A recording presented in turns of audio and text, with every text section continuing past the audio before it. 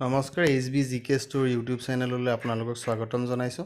আজিৰ এই ভিডিঅ'টোত মহাপুৰুষ মাধৱদেৱৰ বিষয়ে কিছুমান গুৰুত্বপূৰ্ণ প্ৰশ্নাৱলী লৈ আহিছোঁ। আপোনালোকে ভিডিঅ'টো শেষলৈকে চাওক আৰু যদি চাই ভাল পায় তেতিয়াহ'লে ভিডিঅ'টোত কমেণ্ট, শ্বেয়াৰ আৰু লাইক কৰিবলৈ নাপাহৰিব। আহক ভিডিঅ'টো আৰম্ভ কৰোঁ। প্ৰথম প্ৰশ্নটো হৈছে মহাপুৰুষ মাধৱদেৱৰ জন্ম ক'ত আৰু কেতিয়া হৈছিল? মহাপুৰুষ মাধৱদেৱৰ জন্ম 1489 খ্ৰীষ্টাব্দত উত্তৰ লখিমপুৰ জিলাৰ নাৰায়ণপুৰত হৈছিল। দ্বিতীয় প্ৰশ্ন, মাধৱদেৱৰ পিতৃ আৰু মাতৃৰ নাম কি আছিল? মাধৱদেৱৰ পিতৃৰ নাম আছিল গোবিন্দগিৰি ভূঞা আৰু মাতৃৰ নাম আছিল মনোৰমা। মাধৱদেৱৰ ভনীয়েকৰ নাম কি আছিল? মাধৱদেৱৰ ভনীয়েকৰ নাম আছিল উৰ্বশী। চতুৰ্থ প্ৰশ্ন হ'ল মাধৱদেৱৰ ভনী জোঁৱায়েকৰ নাম কি? মাধৱদেৱৰ ভনী জোঁৱায়েকৰ নাম হ'ল ৰামদাস। পঞ্চম প্ৰশ্ন, কোনখন গ্ৰন্থক মাধৱদেৱৰ সাহিত্যিক জীৱনৰ কীৰ্তিস্তম্ভ বুলি কোৱা হয়? নামঘোষাক মাধৱদেৱৰ সাহিত্যিক জীৱনৰ কীৰ্তিস্তম্ভ বুলি কোৱা হয়। 6 নম্বৰ প্ৰশ্ন হৈছে নামঘোষাক আন কি নামেৰে জনা যায়? নামঘোষাক হেজাৰী ঘোষা নামেৰে জনা যায়, কাৰণ ইয়াত 1000টা ঘোষা আছে, সেইকাৰণে নামঘোষাৰ অন্য এটা নাম হেজাৰী ঘোষা। 7 নম্বৰ প্ৰশ্নটো হৈছে মাধৱদেৱৰ দ্বাৰা বিৰচিত বৰগীতৰ সংখ্যা কিমান? উত্তৰ 157টা। 8 নম্বৰ প্ৰশ্ন, মাধৱদেৱৰ প্ৰথমখন নাটৰ নাম কি? উত্তৰ অৰ্জুন ভঞ্জন। 9 নম্বৰ প্ৰশ্ন হৈছে ৰামায়ণৰ কোনটো কাণ্ড মাধৱদেৱে ৰচনা কৰিছিল? ইয়াৰ উত্তৰ হৈছে আদি কাণ্ড। 10 নম্বৰ প্ৰশ্নটো হৈছে মাধৱদেৱে ৰচনা কৰা ভটিমাটিৰ নাম কি? ইয়াৰ উত্তৰ হৈছে গুৰু ভটিমা। মাধৱদেৱৰ নাটবোৰক কি বুলি কোৱা হয়? মাধৱদেৱৰ নাটসমূহক ঝুমুৰা বুলি কোৱা হয়। 12 নম্বৰ প্ৰশ্ন হৈছে মাধৱদেৱৰ ঝুমুৰাত সন্নিৱিষ্ট কৰা সংস্কৃত শ্লোকবোৰ কোন গ্ৰন্থৰ পৰা সংগ্ৰহ কৰিছিল? ইয়াৰ উত্তৰ হৈছে কৃষ্ণ কৰ্ণামৃত। 13 নম্বৰ প্ৰশ্নটো হৈছে কাৰ উৎসাহত মাধৱদেৱে ৰাজসূয় কাব্য ৰচনা কৰিছিল? শুক্লধ্বজৰ উৎসাহত মাধৱদেৱে ৰাজসূয় কাব্য ৰচনা কৰিছিল। 14 নম্বৰত আছে শংকৰদেৱ আৰু মাধৱদেৱৰ মিলনক কি বুলি জনা যায়? শংকৰদেৱ আৰু মাধৱদেৱৰ মিলনক মণিকাঞ্চন সংযোগ বুলি কোৱা হয় আৰু এই মণিকাঞ্চন সংযোগ বুলি নাম দিছিল লক্ষ্মীনাথ বেজবৰুৱাদেৱে।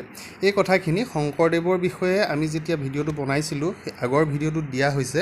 আপোনালোকে যদি চোৱা নাই আই বটনত লিংকটো আহি যাব, আপোনালোকে গৈ চাব পাৰিব। ইয়াৰ পিছৰ প্ৰশ্নটো হৈছে মাধৱদেৱৰ দ্বাৰা বিৰচিত বৰগীতবোৰৰ শ্ৰেষ্ঠ বৰগীত কোনটো? ইয়াৰ উত্তৰ হৈছে তেজৰে কমলাপতি।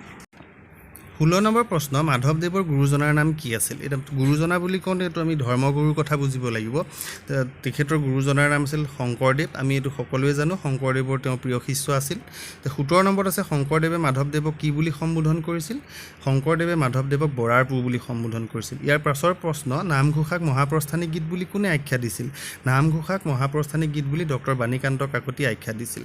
নামঘোষা মাধৱদেৱৰ জীৱনৰ শেষৰ কালছোৱাত ৰচনা কৰা হৈছিল, অৰ্থাৎ মহাপ্ৰস্থানৰ সময়ত তেওঁ ৰচনা কৰিছিল। সেইকাৰণে ডক্টৰ কাকতিয়ে সেই ঘোষাসমূহক গীতসমূহক মহাপ্ৰস্থানিক গীত বুলি আখ্যা দিছিল। 19 নম্বৰ প্ৰশ্ন হৈছে মাধৱদেৱৰ পূৰ্ণাংগ অংকীয়া নাটখনৰ নাম কি? মাধৱদেৱৰ পূৰ্ণাংগ অংকীয়া নাটখন হৈছে অৰ্জুন ভঞ্জন। এই অৰ্জুন ভঞ্জনখনক মাধৱদেৱৰ যি ঝুমুৰা, সেই ঝুমুৰাৰ ভিতৰত ধৰা নহয়, সেইটো মনত ৰাখিব লাগিব। এতিয়া কোনখন ঝুমুৰা নহয় বুলি ক'লে আমি অৰ্জুন ভঞ্জনৰ কথা ক'ব লাগিব। তাৰ পিছৰ প্ৰশ্ন, শংকৰদেৱ গুৰুজনাৰ দ্বিতীয় তীৰ্থভ্ৰমণত কোন প্ৰধান সংগী আছিল? ইয়াৰ উত্তৰ মাধৱদেৱ। 21 নম্বৰত আছে মাধৱদেৱৰ তেজৰে কমলাপতি বৰগীতটি কি বিষয়ক? ইয়াৰ উত্তৰ হৈছে জাগন বা জাগৰণ বিষয়ক। 22 নম্বৰ প্ৰশ্ন হৈছে মাধৱদেৱে কোন অধ্যাপকৰ টোলত শিক্ষা গ্ৰহণ কৰিছিল? ইয়াৰ উত্তৰ হৈছে ৰাজেন্দ্ৰ অধ্যাপকৰ টোলত তেওঁ শিক্ষা গ্ৰহণ কৰিছিল। আগৰ গুৰুজনাৰ কথা কওঁতে শংকৰদেৱৰ কথা কৈছিলোঁ, ইয়াত অধ্যাপক কোন অধ্যাপকৰ কথা যদি প্ৰশ্নত সোধে তেতিয়াহ'লে ৰাজেন্দ্ৰ অধ্যাপকৰ কথা উল্লেখ কৰিব লাগিব। ইয়াৰ পাছত হৈছে মাধৱদেৱৰ দ্বিতীয় নাম কি আছিল? মাধৱদেৱৰ দ্বিতীয় নাম ৰত্নাকৰ আছিল। 24 নম্বৰ প্ৰশ্ন হৈছে কোচ ৰাজ্যৰ কোন ৰজাৰ অনুপ্ৰেৰণাত মাধৱদেৱে ধৰ্ম প্ৰচাৰ কৰিছিল? ইয়াৰ উত্তৰ হৈছে লক্ষ্মীনাৰায়ণ। 25 নম্বৰ প্ৰশ্নটো হৈছে বৰপেটা আৰু সুন্দৰীদিয়া সত্ৰ কাৰ দ্বাৰা স্থাপিত? মাধৱদেৱৰ দ্বাৰা স্থাপিত। এই দুইখন সত্ৰ মাধৱদেৱে স্থাপন কৰিছিল। 26 নম্বৰ প্ৰশ্ন, মাধৱদেৱৰ মৃত্যু কেতিয়া আৰু ক'ত হৈছিল? মাধৱদেৱৰ মৃত্যু 1596 চনত কোচবিহাৰৰ ভেলা সত্ৰত হৈছিল। 27 নম্বৰ প্ৰশ্ন, মাধৱদেৱে কোনখন পুথি চিলাৰায়ৰ পত্নী ৰাণী ভুৱনেশ্বৰীৰ আদেশত ৰচনা কৰিছিল?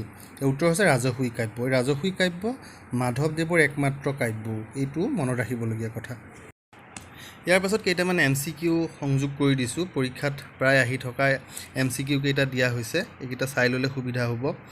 28 নম্বৰত আছে মাধৱদেৱৰ এখন তত্ত্বমূলক গ্ৰন্থ হ'ল অপশ্যনকেইটা দি দিছে A B C D ইয়াৰ ভিতৰত কোনটো শুদ্ধ হ'ব এতিয়া আমি দেখিয়ে গম পাইছোঁ যে মাধৱদেৱৰ তত্ত্বমূলক গ্ৰন্থখন হ'ল জন্ম ৰহস্য ইয়াৰ পাছত 29 নম্বৰ প্ৰশ্নটো হ'ল মাধৱদেৱে কোনখন তত্ত্বমূলক গ্ৰন্থ অনুবাদ কৰিছিল অপশ্যনকেইটা ভক্তি ৰত্নাৱলী ভক্তি প্ৰদীপ ভক্তি মংগল ভক্তি বিবেক ইয়াৰ উত্তৰটো হৈছে ভক্তি ৰত্নাৱলী 30 নম্বৰত আছে মাধৱদেৱৰ ভক্ত জীৱনৰ সৰ্বোচ্চ বুলি কোৱা হয় অপশ্যনকেইটা বাৎসল্য প্ৰেম দাস্য প্ৰেম সিংগাৰ প্ৰেম আৰু সখ্যভাৱ ইয়াৰ উত্তৰ হৈছে বাৎসল্য প্ৰেম 31 নম্বৰত আছে চৰিত পুথিৰ মতে মাধৱদেৱৰ দ্বাৰা ৰচিত কি কবিতা পুথি শংকৰদেৱ অভিভূত হৈছিল অপশ্যনকেইটা ভৰৱ হাতে শ্যামকানু ধেনু লৈয়া যায় তেজৰে কমলাপতি আৰু শেষৰটো জয় গুৰু শংকৰ ইয়াৰ উত্তৰ হৈছে অপশ্যন ডি জয় গুৰু শংকৰ 32 নম্বৰ প্ৰশ্ন মাধৱদেৱৰ কোনখন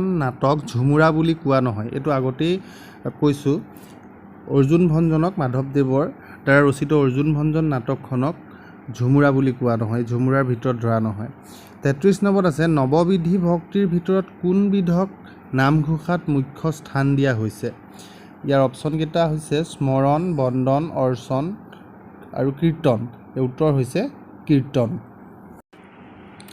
ভিডিঅ'টোৰ শেষৰ ফালে মাধৱদেৱৰ সাহিত্যৰাজিৰ বিষয়ে অকণমান আলোচনা কৰি দিছোঁ এইকেইটা খুব দৰকাৰী মনত ৰাখিলে সুবিধা হ'ব মাধৱদেৱৰ সাহিত্যৰাজিক চাৰিটা ভাগত ভাগ কৰা হৈছে প্ৰথমটো আখ্যানমূলক ৰচনা দ্বিতীয় তত্ত্বমূলক ৰচনা তৃতীয় নাট চতুৰ্থতে গীত আখ্যানমূলক ৰচনাসমূহৰ ভিতৰত আছে আদিকাণ্ড ৰামায়ণ আৰু ৰাজসূয় কাব্য দ্বিতীয়তে তত্ত্বমূলক ৰচনাত আছে নামঘোষা জন্ম ৰহস্য ভক্তি ৰত্নাৱলী আৰু নামমালিকা মাধৱদেৱৰ নাটসমূহ হ'ল প্ৰথম অৰ্জুন ভঞ্জন দ্বিতীয় চুৰ ধৰা ইয়াৰ পিছৰখন ভূমি লেটুৱা তাৰপিছত পিম্পৰা গুচোৱা আৰু তাৰ পিছৰখন হৈছে ভোজন বিহাৰ গীতত আছে বৰগীত আৰু ভটিমা